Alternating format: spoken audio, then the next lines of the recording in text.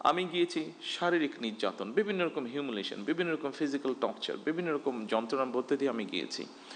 অনেক ধৈর্যের পরীক্ষা দিতে হয়েছে। তারপরে আমি আজকে আলহামদুলিল্লাহ আল্লাহর রহমতে একটা জায়গায় এসেছি। আপনাদেরকে খুব সংক্ষেপে এটা বলার কথা অর্থ হলো, আপনাদেরকে এরকম অনেক কষ্টের মধ্যে দিয়ে যেতে হবে।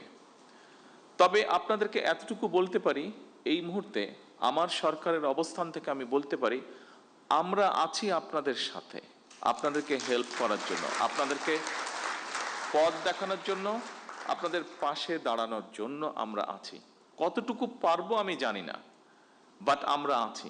যতটুকু পারবো সর্বোচ্চ শক্তি দিয়ে আমরা আপনাদের পাশে থাকার চেষ্টা করব আমরা ইনশাল্লাহ।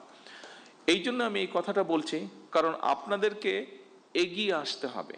আপনারা আজকে যারা এন্টারপ্রেনার হবেন, যারা হতে চাইছেন, যারা হয়ে গিয়েছেন, কাজ শুরু করেছেন, এখানে বেশ কয়েকজনকে আমরা দেখেছি যারা বেশ কিছু দূর এগিয়ে গিয়েছেন, এবং এগিয়ে গিয়ে যারা মানুষ, সমাজ, সামগ্রিকভাবে দেশের উপকার করছেন। আপনাদেরকে প্রয়োজন, আপনার জন্য আপনার প্রয়োজন না, আপনাকে প্রয়োজন লক্ষ কোটি মানুষের জন্য প্রয়োজন, আপনাকে প্রয়োজন এই দেশের জন্য প্রয়োজন।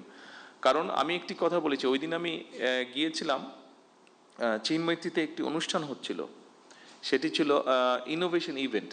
আমরা ছোটবেলায় সায়েন্স ফেয়ার বলতে যা বুঝেছি, অনেকটা ওরকম। বিভিন্ন বাচ্চারা, স্কুলের বাচ্চারা, বিভিন্ন সারা দেশ থেকে এসছে, তারা ওখানে বিভিন্ন রকম তাদের প্রজেক্ট তারা নিয়ে এসেছে। কিছুদিন আগে আরেকটা অনুষ্ঠানে গিয়েছিলাম, সেখানে প্রায় সারা বাংলাদেশের প্রাইমারি স্কুলের 22 লক্ষ বাচ্চা পার্টিসিপেট করেছিল। প্রাইমারি স্কুলের বাচ্চা, ক্লাস 2, 3 থেকে 5 পর্যন্ত, বিভিন্ন স্পোর্টসে। ওদের ফুটবল ম্যাচটা আমি দেখতে গিয়েছিলাম। এই দুটো ইভেন্ট, বিশেষ করে এই দুটো ইভেন্ট দেখার পরে আমি অ্যাকচুয়ালি, যেহেতু আমি রাজনীতি করি, মাঝে মাঝে হয়তো হতাশ হয়ে যেতাম, বা মাঝে মাঝে এখনো মাঝে মাঝে কিছুটা অনেক ক্ষেত্রে বেশি হতাশ লাগে। কিন্তু এই বাচ্চাগুলোকে দেখার পরে নিজেকে খুব কনফিডেন্ট মনে হয়েছে। এই জন্য কনফিডেন্ট মনে হয়েছে।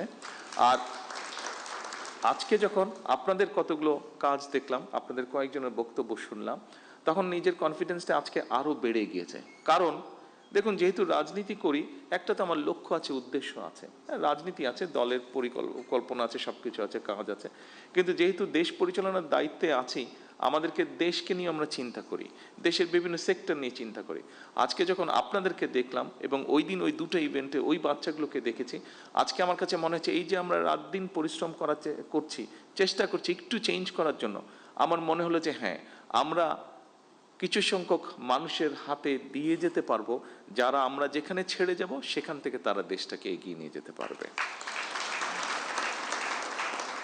এই যে দেশটাকে আপনারা এগিয়ে নিয়ে যেতে পারবেন, আপনাদের কাছে এই প্রত্যাশাটা, এই দৃঢ় আশাটা, এই বিশ্বাসটা রেখে আমার বক্তব্য আমি শেষ করছি।